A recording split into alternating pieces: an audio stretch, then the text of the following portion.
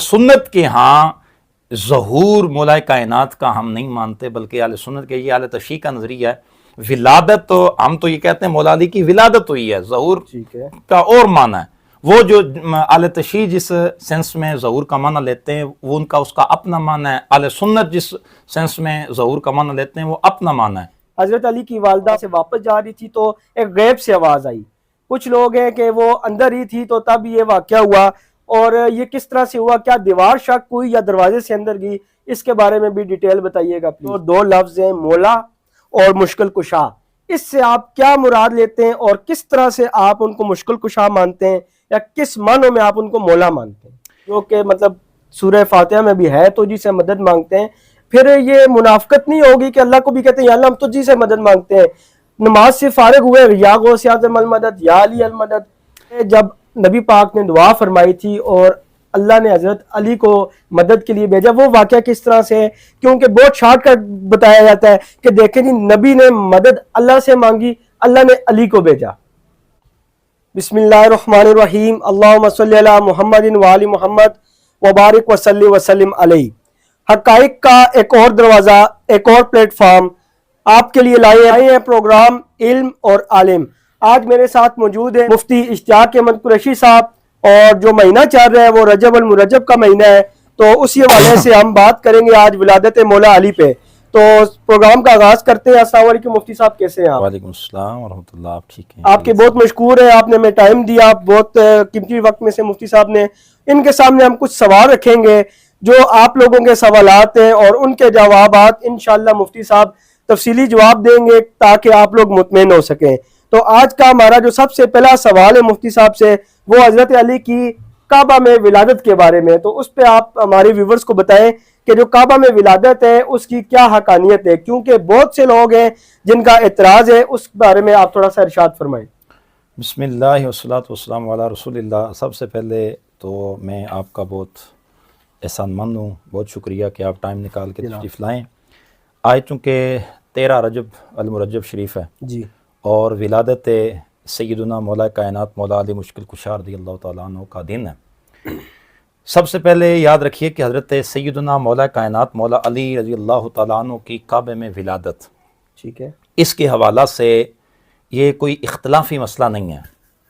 اس میں تمام اہل سنت کے علماء، جن میں حضرت امام حاکم جیسے لوگ موجود ہیں، جن میں حضرت علامہ جامی جیسے ہیں، اور جن میں حضرت شاہ عبدالعزیز محدث دہلوی رحمۃ اللہ تعالیٰ علیہ جیسے، یعنی بڑے بڑے اکابرین اور بڑے بڑے جید علماء کرام اس بات میں شامل ہیں۔ تمام کے تمام اپنی کتب میں لکھتے ہیں کہ حضرت مولا علی کی ولادت خانہ کعبہ کے اندر ہوئی ہے۔ مفتی صاحب میرا یہ سوال ہے کہ وہ کیا معاملہ تھا؟ کچھ لوگوں کا یہ عقیدہ ہے کہ حضرت علی کی والدہ فاطمہ بنت اسد رضی اللہ تعالیٰ عنہ وہاں سے واپس جا رہی تھی تو ایک غیب سے آواز آئی، کچھ لوگ ہیں کہ وہ اندر ہی تھی تو تب یہ واقعہ ہوا، اور یہ کس طرح سے ہوا، کیا دیوار شک ہوئی یا دروازے سے اندر گئی، اس کے بارے میں بھی ڈیٹیل بتائیے گا پلیز۔ دیکھیں، اس میں علماء کے مختلف آراء ہیں، اور اکابرین امت نے اپنے اپنے علم کے مطابق اس چیز کو لکھا ہے، لیکن جو صحیح احادیث کے اندر یا کتابوں میں یا جو کہ معتبر اور معتمد کتب میں ملتا ہے وہ یہ ہے کہ سال کے اندر ایک میلہ ہوا کرتا تھا، یعنی اس دور کے اندر ان لوگوں کا، عرب کا ایک رواج تھا کہ وہ سال کے بعد ایک دن ایک مخصوص ہوتا تھا، ٹھیک ہے، ایک دن وہ دروازہ کھلتا عورتوں کے لیے اور ایک دن دروازہ کھلا کرتا تھا کعبۃ اللہ کا مردوں کے لیے، ٹھیک ہے، اور وہ دروازے سے اندر داخل ہوتے، اپنے اندر جا کے کوئی نماز پڑھتا، کوئی دعا کرتا، وہ اپنے معاملات کرتے، وہ واپس چلے جاتے۔ صحیح، اور اسی طرح عورتوں کے لیے بھی یہی تھا ٹھیک کہ ہے، عورتوں کا جب دن ہوتا تو عورتیں وہاں جایا کرتی تھی۔ تو اسی سلسلہ میں جو معتبر کتب میں ہے، باقی تو علماء نے لکھا ہے کہ کعبے کی دیوار شک ہو گئی تو آپ اندر تشریف لے گئی، یا آپ جا رہی تھی تو یہ آواز آئی۔ زیادہ اتھینٹکسٹی کس چیز میں ہے؟ جو اہل سنت کیا؟ وہی میں عرض کر رہا ہوں کہ اہل سنت کے ہاں جو معتبر کتب کے اندر ہے، معتمد کتب میں ہے، وہ یہ ہے کہ جن میں حضرت، میں نے ابھی آپ کے سامنے حوالہ پیش کیا اپنا شاہ عبدالعزیز محدث دہلوی کا، اور حضرت امام حاکم کا، اور امام حاکم نشا پوری امت میں صرف ایک ہی حاکم ہے، ٹھیک ہے، حدیث میں صرف ایک ہی حاکم ہے، امام حاکم نشا پوری، ان کی کتاب ہے المستدرک علی الصحیحین۔ آپ فرماتے ہیں کہ حضرت فاطمہ بنت اسد رضی اللہ تعالی عنہا آپ کعبے کے اندر اس دور میں ان ایام میں تشریف لے گئی تھی کہ جو ایام کعبۃ اللہ کے اندر مردوں کے اور عورتوں کے جانے کے تھے، ایک دن مردوں کا تھا اور ایک دن عورتوں کا تھا، تو جس دن عورتوں کا دن تھا تو آپ بھی تشریف لے گئی حضرت مولا علی کی والدہ محترمہ، تو آپ جب اندر تشریف لے گئی تو وہاں حضرت مولا کائنات کی ولادت بسعادت ہوئی ہے۔ ٹھیک ہے، اچھا ایک اور چیز ہے پیدائش اور ظہور۔ اب ایک مکتب فکر ہے جو کہ لفظ ظہور کا استعمال کرتا ہے، اور ان کا ماننا یہ بلکہ ایک اوورال یہ سوچ ہے کہ جو ظہور ہوتا ہے وہ پیدائش سے مختلف ہوتا ہے، اس میں وہ چیز نہیں ہوتی جس طرح سے عام پیدائش میں خون گندگی معاملات ہوتے ہیں، ظہور میں یہ ماننا ہے کہ خوشبو آتی ہے اور وہ جو بچہ ہوتا ہے وہ دنیا میں آ جاتا ہے۔ یہ 12 امام اور خصوصاً مولا علی کے بارے میں اس طرح سے ہے۔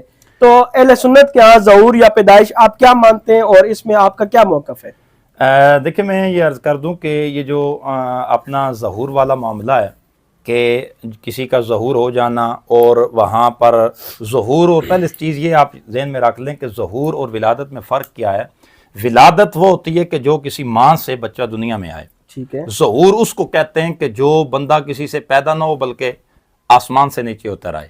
ٹھیک ہے، یہ پہلی چیز سمجھ لیجئے۔ اور اہل سنت کے ہاں ظہور مولا کائنات کا ہم نہیں مانتے، بلکہ اہل سنت کے یہ اہل تشیع کا نظریہ ہے۔ ولادت تو ہم تو یہ کہتے ہیں مولا علی کی ولادت ہوئی ہے، ظہور ٹھیک ہے، کا اور معنی ہے۔ وہ جو اہل تشیع جس سینس میں ظہور کا معنی لیتے ہیں وہ ان کا اس کا اپنا معنی ہے، اہل سنت جس سینس میں ظہور کا معنی لیتے ہیں وہ اپنا معنی ہے۔ تو اسی طرح امام مہدی کا جو ظہور ہے آپ کے امام مطابق مہدی وہ کے کیا ہے؟ حوالے سے یہ کہ امام مہدی پیدا تو نہیں ہوں گے نا، ان وہ کا تو ظہور زمین ہوگا۔ پہ ان کا ظہور ہوگا، وہ اتریں گے زمین پہ، آسمان سے زمین پہ آئیں گے۔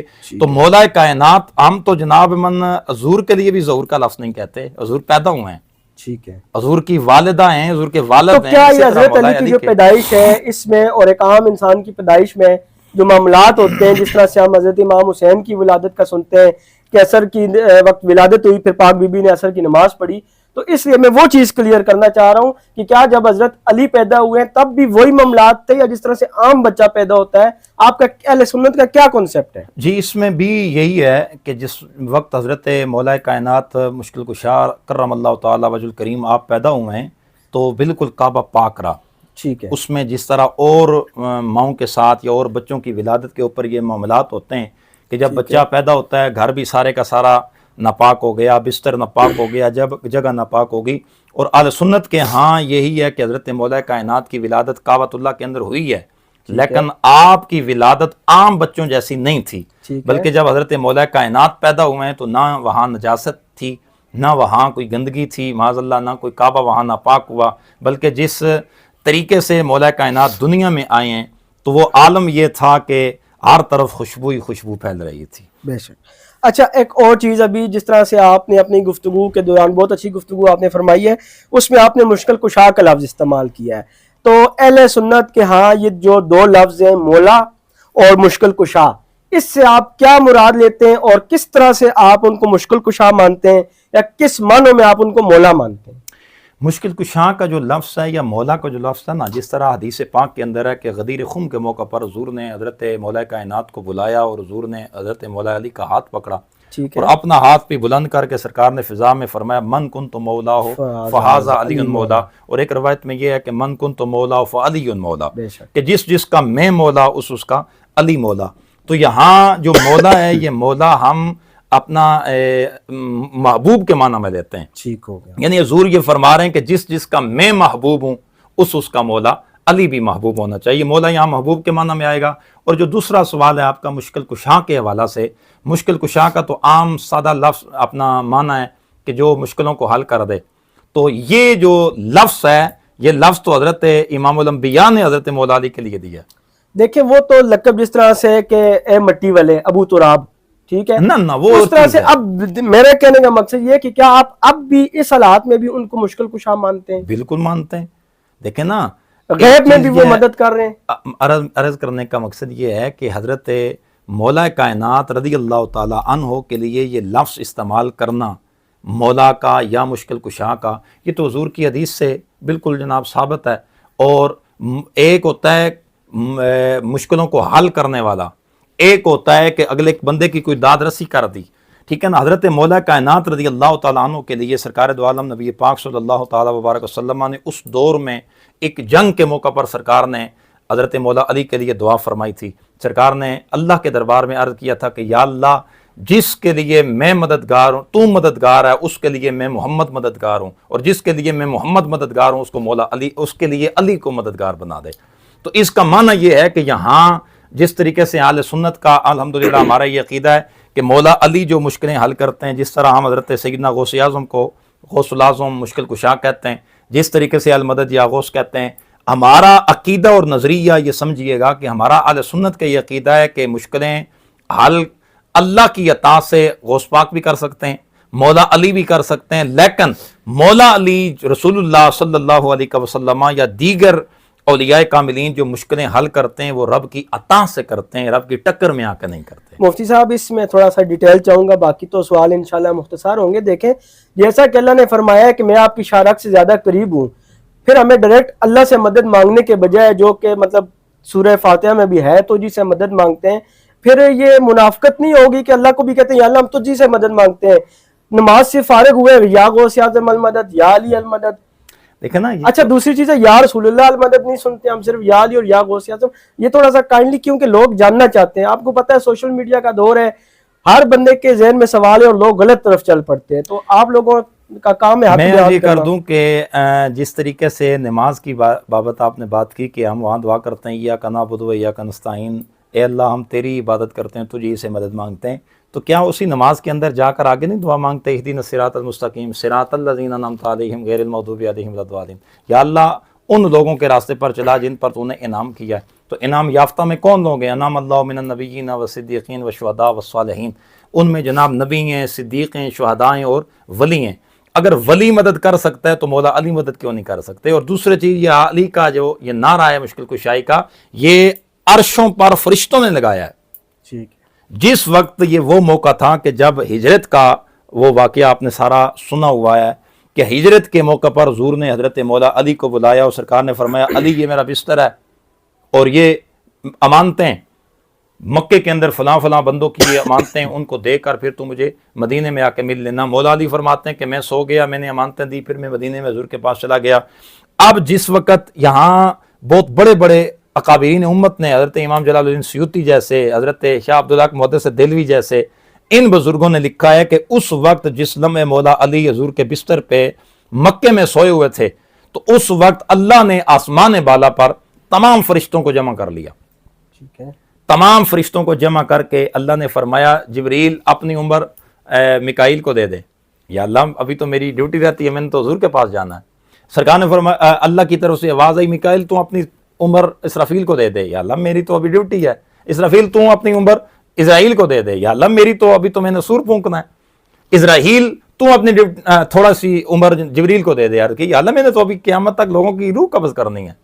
تو ادھر سے آواز آئی کہ تم لوگ اتنے قریبی لوگ، یعنی اتنے قریبی رشتے والے ہو کہ تم ایک دوسرے کو عمر نہیں دے سکتے ہو، ذرا نیچے دیکھو.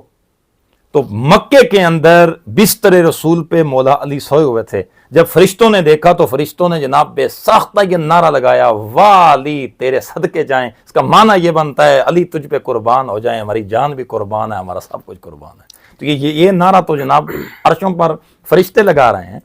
ٹھیک ہے مفتی صاحب، انشاءاللہ اس ٹاپک پہ مزید ڈیٹیل نیکسٹ پروگرام بھی کریں گے. اب ایک اور چیز ہے، یہی خیبر کے موقع پہ، باقی تو یہ واقعہ سب نے سنا ہوا ہے، وہاں پہ جب نبی پاک نے دعا فرمائی تھی اور اللہ نے حضرت علی کو مدد کے لیے بھیجا، وہ واقعہ کس طرح سے ہے؟ کیونکہ بہت شارٹ کٹ بتایا جاتا ہے کہ دیکھیں جی نبی نے مدد اللہ سے مانگی، اللہ نے علی کو بھیجا، تو اس کو بڑے توڑ موڑ کے معنوں میں بیان کیا جاتا ہے. یہ ذرا بتا دیجیے. اس میں اہل سنت کا جو موقف ہے وہ یہی ہے کہ حقیقی مددگار تو دیکھیں نا اللہ ہے. جس طریقے سے کئی جنگوں میں، جنگ بدر میں حضور نے اللہ کے دربار میں دعا کی تو اللہ کی طرف سے جو مدد آئی وہ قرآن کے اندر یہ موجود ہے کہ اللہ نے آسمان سے نشانی والے فرشتے بھیجے. وہ فرشتے 3000 فرشتے آئے. یعنی اس کا یہ مطلب ہرگز نہیں ہے، عام اہل سنت نہیں لیتے، اگر باقی کوئی لیتا ہے تو اس کا اپنا کام ہے. عام اہل سنت اس کا ہرگز یہ مطلب نہیں لیتے کہ جب حضور نے اللہ سے مدد مانگی تو اللہ نے علی کو بھیجا. نہیں، یہ ہرگز نہیں ہے. اس میں یہ ہے کہ حضور نے دعا فرمائی تھی کہ یا اللہ اس بندے کے ذریعے تو میری مدد فرما جو تجھے سب سے زیادہ پیارا ہے.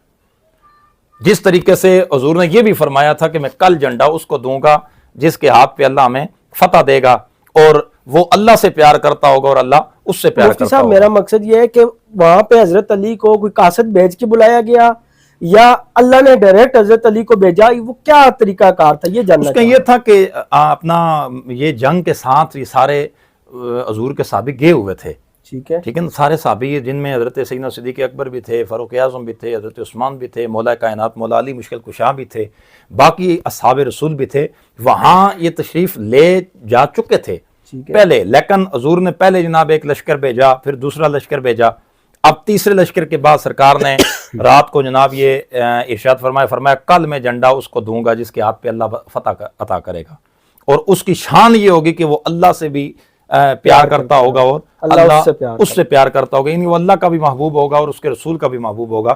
تو اب صحابہ فرماتے ہیں ساری رات ہم نے نمازوں کے اندر نوافل میں ہمیں دعا مانگتے رہے، یا اللہ جھنڈا ہمیں مل جائے، یا اللہ جھنڈا ہمیں مل جائے، یا اللہ جھنڈا ہمیں مل جائے۔ جب صبح ہوئی تو سرکار نے فرمایا آئین علی ابن ابی طالب، وہ علی کدھر ہے بھائی؟ جی یا رسول اللہ میں حاضر۔ فرمایا علی لے جھنڈا، جا جناب جا کر ذرا، مطلب حضرت علی ادھر ہی موجود تھے، ساتھ موجود تھے، یہ اللہ سنت کی کتب میں موجود۔ ٹھیک ہے۔ نیکسٹ سوال یہ مفتی صاحب کے جو کہا جاتا ہے کہ جو حضرت علی کو نہیں مانتا وہ مطلب کہ غیر حلالی ہے، یہ تھوڑا سا آپ بتا دیں کیا حدیث میں یہ بات موجود ہے، حلالی اور غیر حلالی والی، یا منافق اور غیر منافق والی، یہ دونوں چیزیں کلیئر کر دیں۔ یہ صرف مولا علی کے لیے نہیں ہے بلکہ یہ حضور کی تمام اہل بیت کے لیے ہے صلی اللہ علیہ وسلم۔ حضور کی حدیث ہے، سرکار نے فرمایا کہ جس شخص کے دل میں میری اور میری اہل بیت کا بغض ہوگا، ٹھیک ہے، وہ 3 علتوں سے خالی نہیں ہوگا۔ پہلے یا تو وہ نطفہ حرام ہوگا، ٹھیک ہے، یا وہ حیض کی پیداوار ہوگا، ٹھیک ہے، یا اس کی ماں سے قصور ہوا ہے، ٹھیک ہے، ٹھیک ہے نا جی۔ یہ 3 علتوں سے، یعنی اگر جس کے دل میں بغض ہے مولا علی کا، اب حالت یہ ہے کہ ہم اس وقت پریشان ہو جاتے ہیں کہ اگر آپ کسی کے حوالہ سے بات کریں، باقی کسی کے حوالہ سے ہی لو جت ہی نہیں بھائی، آنکھیں بند کر کے اس کو تسلیم کر لو، ٹھیک ہے جی یہ فلاں کی شان میں ہے تو بس ٹھیک ہے بسم اللہ۔ اس وقت کیوں موت پڑ جاتی ہے جب مولا علی کا یا علی کے بچوں کا نام آتا ہے؟ ہم اس وقت تحقیقوں میں لگ جاتے ہیں، جی یہ چیز کدھر لکھی ہوئی ہے، جی یہ چیز کدھر لکھی ہوئی ہے۔ آج تک آپ لوگوں نے یزید کے حوالے سے بھی سوال کیا؟ میرا ان لوگوں سے سوال ہے، ان مولویوں سے سوال ہے کہ جو علی اور علی کی اولاد میں، مولا علی کی اولاد میں حضور کی اہل بیت کے حوالے سے جو بات ہو تو فوراً تحقیقیں شروع جی کس کتاب میں لکھا ہوا ہے، کس کتاب میں لکھا ہوا ہے؟ اور بغیر تو تم نے کبھی یزید کے حوالے سے بھی پوچھا، باقی کسی کے حوالے سے بھی پوچھا؟ دراصل جو شخصیات ہوتی ہیں، جو بڑے لوگ ہوتے ہیں، ان کے بارے میں مختلف تحقیقات اور سوالات ہوتے ہیں۔ تو میں آپ سے یہ سوال اگلا عرض کرنا چاہوں گا کہ اب جیسا کہ کئی لوگ ہیں وہ حضرت علی کو حضرت علی رضی اللہ بس تھوڑا سا مخصوص سا ذکر کیا، اور کچھ لوگ ہیں وہ کہتے ہیں نہیں یہ منافقت کر رہے ہیں، یہ حضرت علی سے بغض کر رہے ہیں۔ اچھا، جو بریلوی حضرات ہیں وہ جس طرح سے حضرت علی کا وہ کر رہے ہیں، اب اس طرف سے کہا جاتا ہے کہ بریلوی جو ہے وہ غلف کر رہے ہیں، ہم کہتے ہیں نہیں ہم حضرت علی کو حق پہ مان رہے ہیں۔ اچھا، ایک تیسرا فرقہ ہے وہ کہہ رہا ہے کہ ہم حق پہ مان رہے ہیں، باقی جو پچھلے 2 ہیں یہ بغض کر رہے ہیں اور ہم ان کو غلف کہتے ہیں۔ ایک فرقہ آپ کو غلف کہتا ہے، آپ ایک تیسرے فرقے کو غلف کہتے ہیں۔ اب بتائیں حقیقت میں غلف کیا ہے اور حقیقت میں بغض کیا ہے؟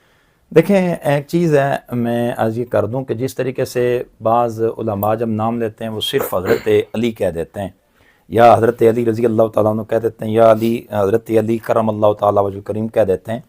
ہم کسی کے دل کے اندر جھانک کر نہیں دیکھ سکتے کہ اس کے دل میں بغض ہے کہ نہیں ہے، کیا پتا کہ جس کو آپ بغضی ٹھہرائے رہے ہیں اس کے اندر کتنا ادب اور کتنی محبت ہو۔